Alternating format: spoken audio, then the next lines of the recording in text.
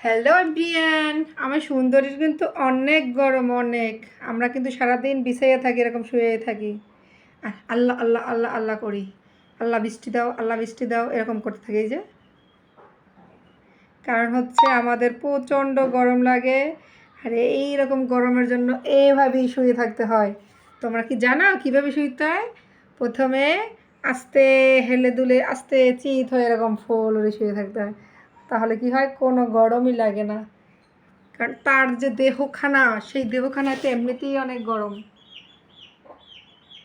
তাই না?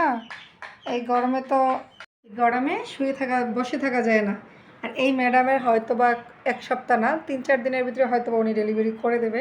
আর এই কারণে উনি সবসময় এরকম বসে থাকে, এইভাবে বসে থাকে, খাওয়া দাওয়া করে ওইখানে খায়, এইখানে বসে, ওইখানে খায়, এইখানে হয়, একবারে চিত হয়ে কাত হয়ে। আর এখন 2 দিন যাবৎ এইভাবে ঘুমায়। তার মানে তার খুব শীঘ্রই বাচ্চা দেবার সময় হয়ে গেছে।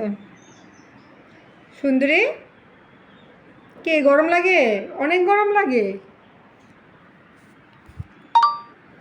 অনেক গরম লাগে, অনেক অনেক। ইনি খালি একটু আদর খাবে এখন, এই মুহূর্তে ওনার আদরটা খুব বেশি প্রয়োজন।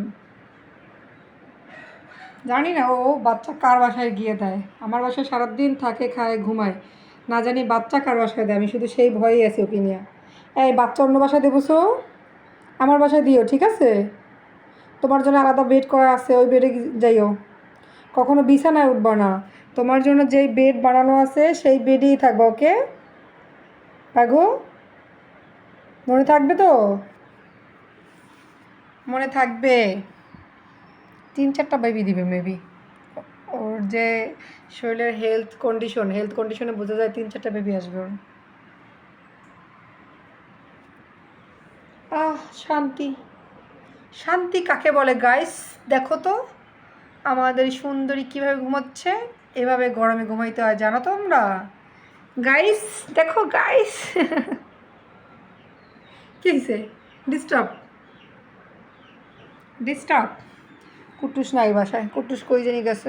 উফ উফ, খালি চুলকাই দাও, একে খালি চুলকাই দাও, সুরসুর করে দাও শরীরে, তাহলেই সে শান্তি।